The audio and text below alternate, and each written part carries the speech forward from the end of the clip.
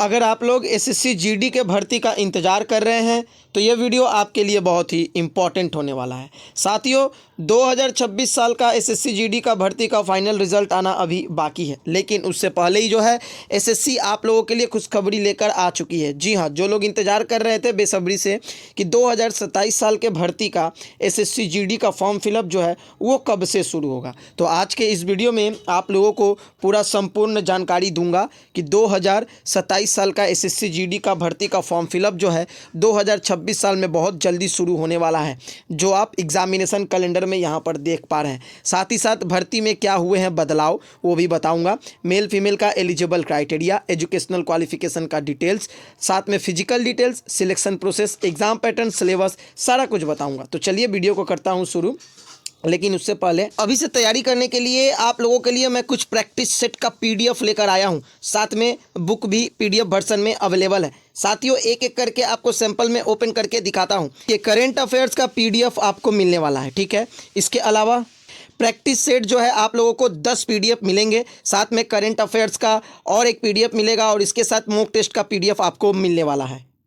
और एक और पीडीएफ आपको मिलेगा, पूरा ऑल टोटल एग्जाम पैटर्न और सिलेबस पर आधारित है। कुल टोटल 5000 प्लस क्वेश्चन आंसर इसमें शामिल है। साथियों, हर एक टॉपिक का यहाँ पर क्वेश्चन आंसर शामिल है। तो वाइज पूरा इसमें जो मॉक टेस्ट का स्टडी मटेरियल है सब चीज़ दिया हुआ है। इस पीडीएफ को लेने के लिए आपको मुझे मेरे व्हाट्सएप नंबर पर मैसेज करना होगा, एसएससी जीडी व्हाट्सएप नंबर 8100609318 आप लोग स्क्रीन पर देख पा रहे हैं।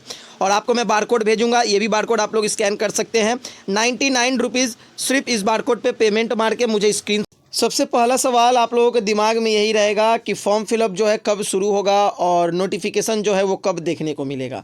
तो देखिए स्क्रीन पर आप लोग देख पा रहे हैं, नोटिफिकेशन रिलीज़ जो एक्सपेक्टेड मंथ बताया गया है 2026 साल में सितंबर महीना में आप लोगों का ऑफिशियल नोटिफिकेशन जो है वो देखने को मिलेगा। और फॉर्म फिलअप जो है वो सितंबर महीना से ही शुरू किया जाएगा expected. Last date to apply यहाँ पर अक्टूबर 2026 एक्सपेक्टेड बात किया जा रहा है एसएससी के तरफ से। और एग्ज़ाम जो है आप लोगों का सीबीटी पहला एग्ज़ाम जनवरी से मार्च के बीच में 2027 साल में कंडक्ट कराया जाएगा। पीईटी पीएसटी जो है वो सीबीटी एग्ज़ाम का रिज़ल्ट आने के बाद आप लोगों का होगा। लेकिन अब यहाँ पर एक बात मैं बोलूँगा, आप लोगों ने अभी तक देखा है कि एमटीएस का जो भर्ती है उसका फॉर्म फिलअप अभी तक शुरू नहीं हुआ है, सीएचटी का फॉर्म फिलअप जो है अभी तक शुरू नहीं हुआ है, तो डिले हो रहा है। तो अब अगर इस भर्ती का फॉर्म फिलअप डिले हो रहा है तो यानी कि जीडी का भी फॉर्म फिलअप डिले होगा।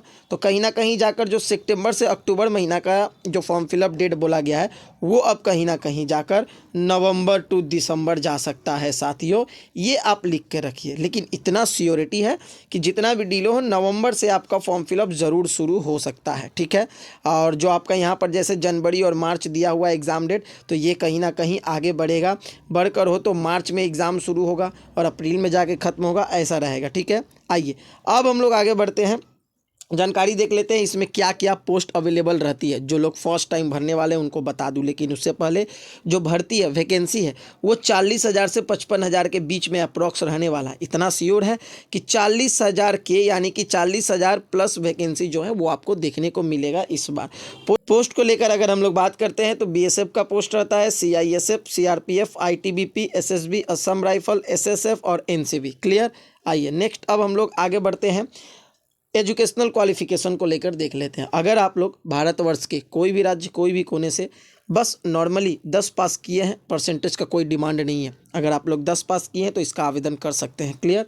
आगे बढ़ते हैं, अब एज लिमिट को लेकर हम लोग बात कर लेते हैं। देखिए एज लिमिट यहाँ पर 18 साल से लेकर 23 साल, यानी कि जितने भी जनरल कैंडिडेट है, जो लोग मेल और फीमेल हैं जनरल में, उनका एज लिमिट 18 से 23 साल है। ओके, जितने भी मेल और फीमेल कैंडिडेट एससी और एसटी है, ठीक है, देखिए 5 साल छूट मिलेगा, यानी कि 28 साल तक आप लोग फॉर्म भर सकते हैं।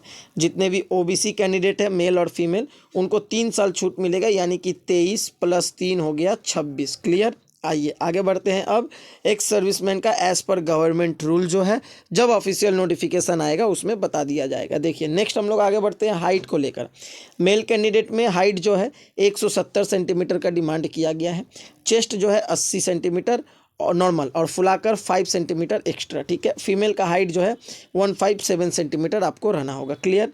नेक्स्ट आगे बढ़ते हैं, अब हम लोग रनिंग के ऊपर बात करेंगे। मेल को 5 किलोमीटर रेस 24 मिनट में निकालना है, 1.6 kilometre in 6.5 minute depending on applicable standard जो रीजन के होते हैं। ठीक है, आगे बढ़ते हैं। यहाँ पर फीमेल का जो है 1.6 किलोमीटर रनिंग 8.5 मिनट में निकालना है। Clear.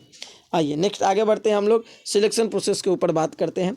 Computer based test CBT exam होगा फर्स्ट, अभी उसका एग्ज़ाम पैटर्न और सिलेबस बताऊंगा। फिर फिजिकल एफिशिएंसी PET होगा, उसके बाद फिजिकल स्टैंडर्ड टेस्ट PST होगा, फिर मेडिकल एग्जामिनेशन होगा, डॉक्यूमेंट वेरिफिकेशन होगा और फाइनल मेरिट लिस्ट निकलेगा। क्लियर। आइए आगे बढ़ते हैं, हम लोग अब बात करेंगे एग्जाम पैटर्न के ऊपर। देखिए टोटल 4 टॉपिक पे एग्जाम होगा। जनरल इंटेलिजेंस एंड रीजनिंग, ये मिलाकर 20 क्वेश्चन आएंगे 40 नंबर का, यानी कि एक क्वेश्चन का 2 नंबर आपको मिलने वाला है। सेकंड जो मुद्दा है general knowledge and general awareness, 20 question रहेगा, 40 नंबर आपको मिलने वाला है। ठीक है। थर्ड जो है एलिमेंट्री मैथ, 20 क्वेश्चन रहेगा, 40 नंबर मिलने वाला है। फोर्थ जो है इंग्लिश हिंदी से मिलाकर 20 क्वेश्चन, 40 नंबर का रहने वाला है। क्लियर।